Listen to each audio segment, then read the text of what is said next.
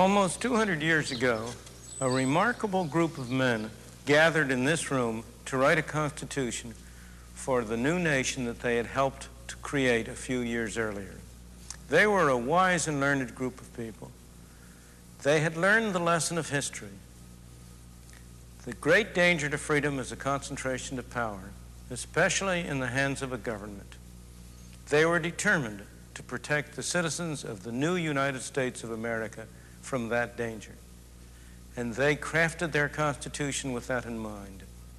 That Constitution has served us well. It has enabled us to preserve our freedom for close on to 200 years. But in the past 50 years, we have been forgetting the lesson that the wise men knew so well. From regarding government as a threat to our freedom, we have come more and more to regard government as a benefactor from which all good things flow. We have assigned increasing tasks of great importance to government. We have turned over to government a larger and larger fraction of our income to be spent on our behalf. And the results are plain for all to see. They are disappointing. The great expectations have not been achieved, and our freedoms have suffered in the process.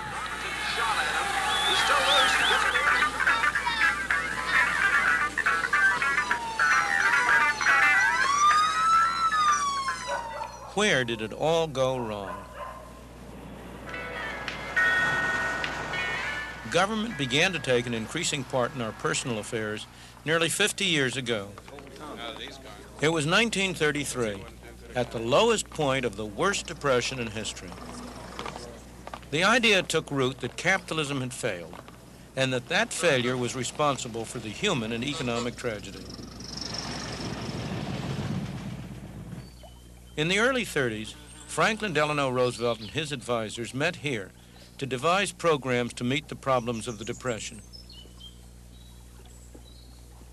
Their answer was to give central government more power. Out of that beginning came today's welfare state.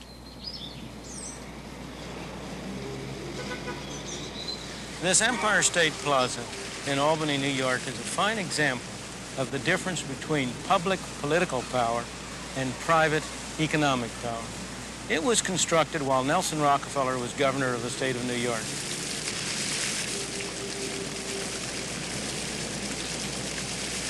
The Rockefeller family has spent millions of its private money on good causes. It has endowed universities like my own at the University of Chicago, financed medical research, reconstructed Williamsburg. Yet not all the private money of the Rockefeller family gave them anything like the amount of power that Nelson Rockefeller was able to have as governor of the state of New York. He constructed monuments like this all over the state, using every expedient he could think of to finance them. When he left office, taxes per person in New York State were higher than in any other state in the country, excepting only Alaska. And there was a monumental debt besides. So much so that his successor, who had the reputation as a Democratic congressman of being a big spender, had to use his inaugural speech to preach the virtues of austerity and to say, the time of wine and roses is over.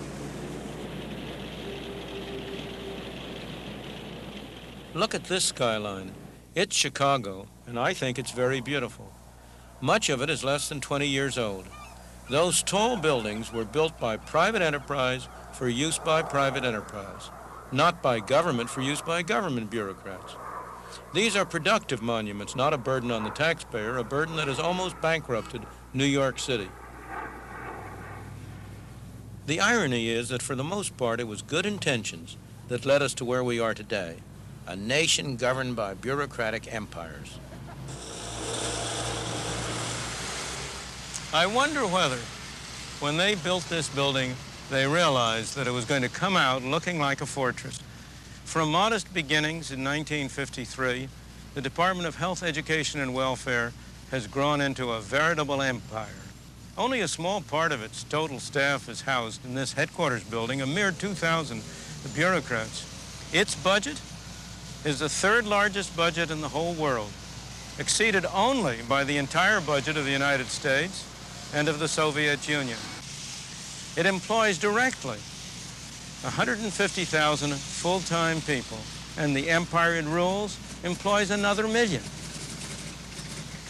More than 1 out of every 100 people in the United States works in the HEW empire.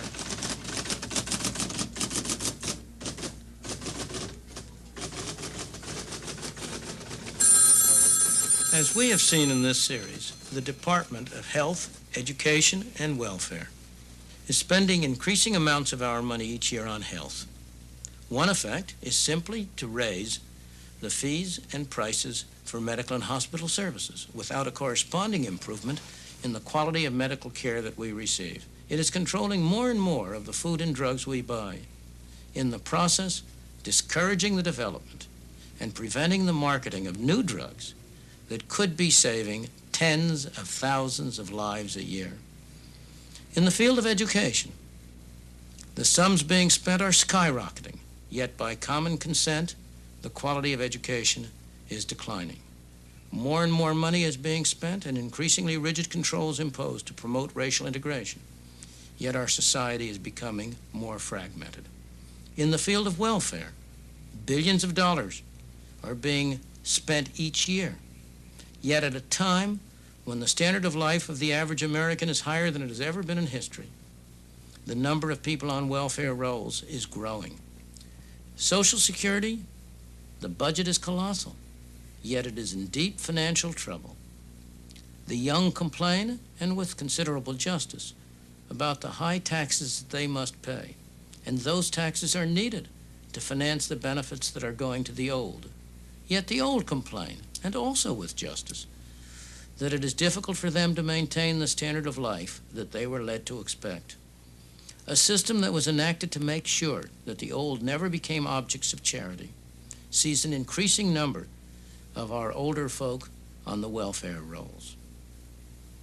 By its own accounting, HEW in 1 year lost through fraud, abuse, and waste an amount of money that would have built well over 100,000 houses costing $50,000 apiece.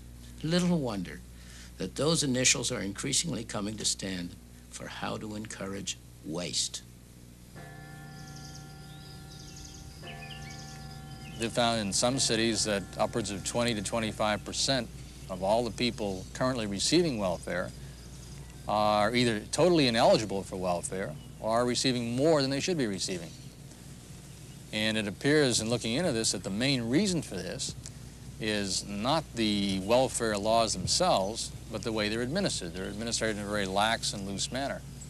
One of the most famous cases was, frankly, what just happened last week. They arrested a woman in Southern California. They referred to her as the welfare queen. And over the past 6 or 7 years, she had received $300,000 in welfare payments, which, of course, is on an after-tax basis. So if you put it on a before-tax basis, it might be equivalent to over $1 million in before-tax income. And she and her husband were living in a nice $170,000 home and nice cars. And she used a very simple technique. She just used aliases, used false names, and signed up. And I get countless different welfare agencies and departments, and drove around and collected her checks. Something had to be done about this scandalous state of affairs. What better bureaucratic decision than to set up a special department crammed with computers and civil servants, all dedicated to tracking down waste, using taxpayers' money, of course, in the process. $27.5 million in the first year.